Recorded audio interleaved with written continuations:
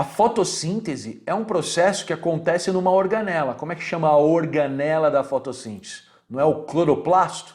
Tem membrana externa, membrana interna, lamela, tilacoides, clorofila. Essa organela é bem importante para a célula vegetal.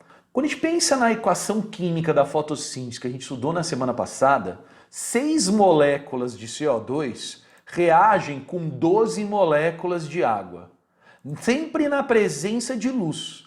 Quem absorve energia luminosa, pessoal, é um pigmento que o cloroplasto tem, que a planta tem, chamado clorofila.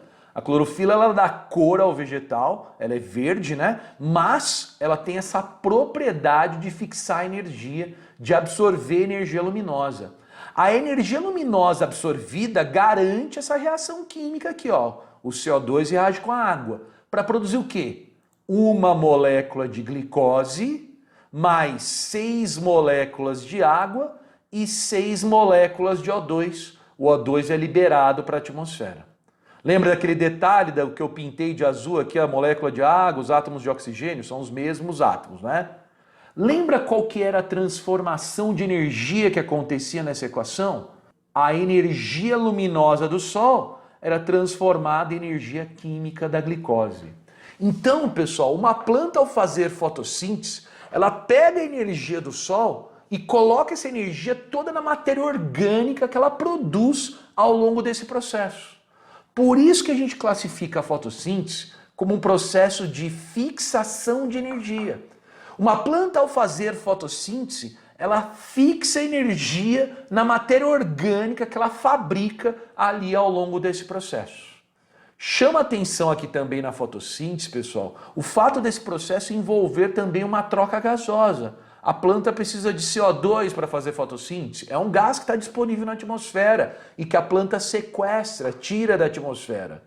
O2 é um produto da fotossíntese. A planta libera O2 na atmosfera. Rola uma troca gasosa aqui na fotossíntese.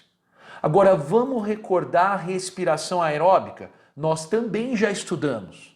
A respiração aeróbica depende de uma organela chamada mitocôndria, que também tem uma membrana externa, uma membrana interna, tem uma matriz lá dentro com DNA, ribossomos. A mitocôndria é a organela da respiração aeróbica. Aqui também acontece uma reação química. Vamos recordar a reação química da respiração aeróbica? Uma molécula de glicose reage com 6 moléculas de água e 6 moléculas de O2. Essa reação química de oxidação da glicose gera 6 moléculas de CO2, 12 moléculas de água, 36 ou 38 moléculas de ATP. Mais um detalhe aqui, ó, o O do O2 vai para as moléculas de água, produto da respiração aeróbica. Eu já enfatizei isso bastante na aula de respiração. Essa é a equação química da respiração. Detalhes importantes dessa equação: a respiração envolve uma troca gasosa. Uma célula para respirar, ela precisa de O2, então ela tira O2 do ambiente. Uma célula que respira produz CO2, que é resíduo. Esse CO2 vai para o ambiente. Percebe que a troca gasosa que a respiração aeróbica faz é contrária à troca gasosa que a fotossíntese faz e que a gente viu aí no slide anterior? Pessoal, a respiração aeróbica ela envolve também uma troca gasosa. Agora, um outro detalhe importante. Vamos olhar para a transformação de energia. Na respiração aeróbica, nós transformamos energia química de glicose em energia química de ATP. ATP é a moeda energética da célula. A célula usa ATP para poder trabalhar, para poder desenvolver seu papel. A respiração não é um processo de fixação de energia em matéria. A respiração é um processo de liberação de energia a partir da matéria, da glicose que está presente ali na célula. Então são processos distintos, o da fotossíntese, o da respiração, mas eles se complementam. Olha aqui as observações que eu fiz, pessoal. Glicose, oxigênio, CO2 e água, isso é respiração aeróbica.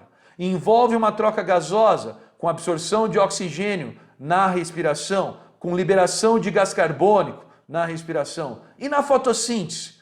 Na fotossíntese, CO2 ele é absorvido, Oxigênio, ele é liberado. Então são processos que se complementam em termos de gases. Se complementam também em termos de energia. Aqui a gente tem liberação de energia, aqui a gente tem fixação de energia. Bom, essa relação ela é importante, pessoal. Então, que organela é essa? Cloroplasto. Ó, tá fixando energia.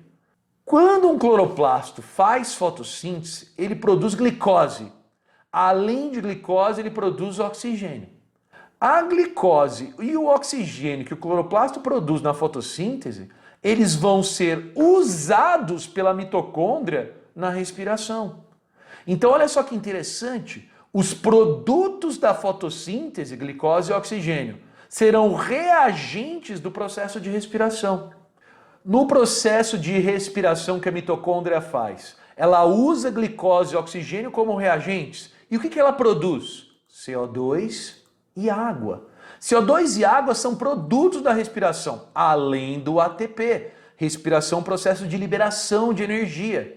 Pessoal, o CO2 e água, produtos da respiração, serão reagentes. CO2 e água reagem para produzir glicose e oxigênio aqui na fotossíntese que acontece lá nos cloroplastos. Então, pessoal, fotossíntese, respiração se complementam também em termos de reagentes e produtos. Os produtos da fotossíntese serão reagentes da respiração.